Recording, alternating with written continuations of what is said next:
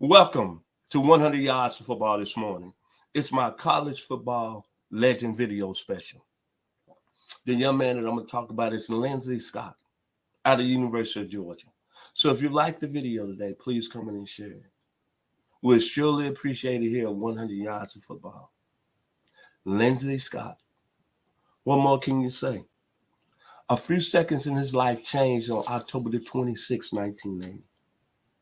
Something that's going to still be remembered to this day. His name still rings through the lands of Georgia. Valdosta, Douglasville. Unbelievable. The words about this young man in his life is that he's going to be a Georgia Bulldog and he's going to be always loved. And you cannot be jealous of that. That one play, that 93-yard touchdown. Going back to that day, October the 26th, 1980, a lot of people don't know this about me. I was a junior attending the University of Arkansas. And that day, I had heard a little about Georgia's football program. They was ascending. Herschel Walker was getting all the news nationwide. But most of my football ability and knowledge and following the games down there in the Southwest Conference. Eric Dickerson, Wes Hopkins, Kenneth Sims, Gary Anderson, Billy Ray Smith, Johnny Hector, Aubrey McMullen, Grady Turner, Gabriel Rivera. That's all I was know. That's how I knew about the Southwest Conference. But I know Georgia was playing Florida that day. And I remember getting up. I was staying in Buchanan Drake Hall.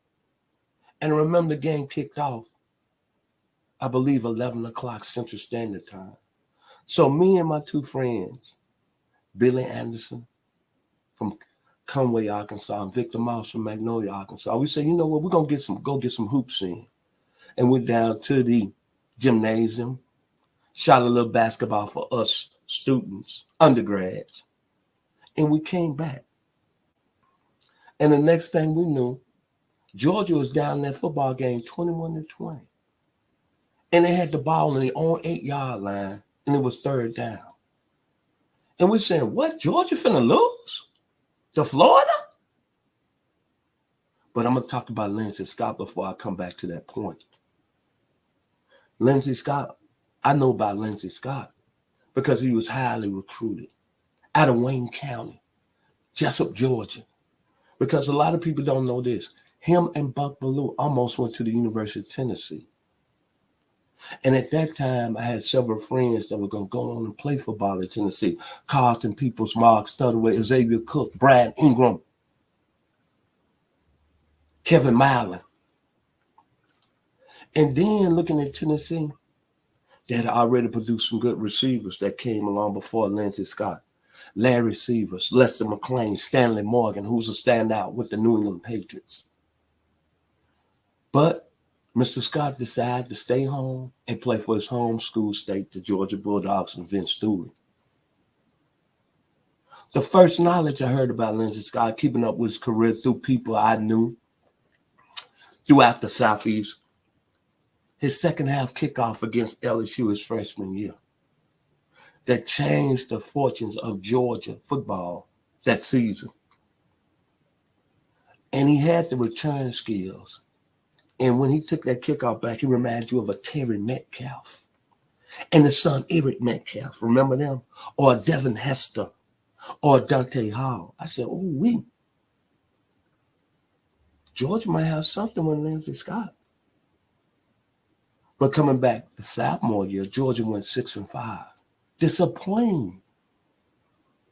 They won all their conference games except one. If they would have beat Auburn end of the season that year, they would have had a chance to go to the Sugar Bowl. But they lost all their non-conference games. But it was a rough year for Lindsay Scott.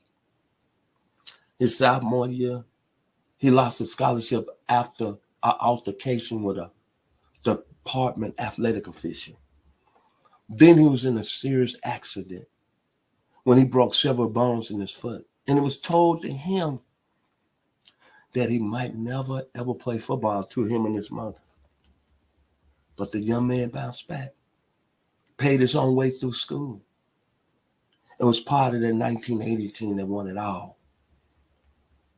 And the thing about what I liked about Lindsay Scott is that he looked himself in the mirror and he became a team player. Now, what's crazy about that season, Georgia really got there because they had that outstanding running back, that freshman that changed everything in college football history. I consider the greatest college football running back ever, Herschel Walker. And he was getting all the noise. He was getting all the, as we call it, he was getting all the flowers. And leading up to that game, 21-20, third down, Georgia looked lost, looked hopeless. But before Lindsay Scott made that great catch, he had not caught a touchdown in 9 games, but he was still running out there becoming a team player. That's what y'all need to think about. Left 76. Lindsay, out his own words, my job was just to go down on that play. I just wanted to make a first down.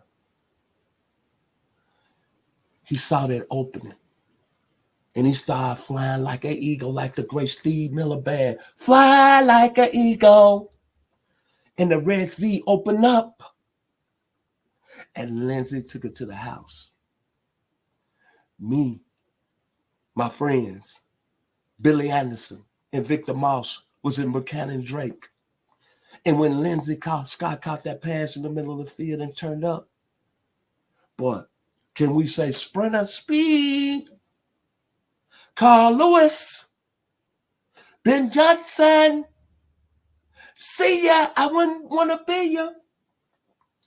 And he took that thing to the house. And still today, I could go back and watch that play over 100 million times. Him and Buck Bellew. I'm sorry.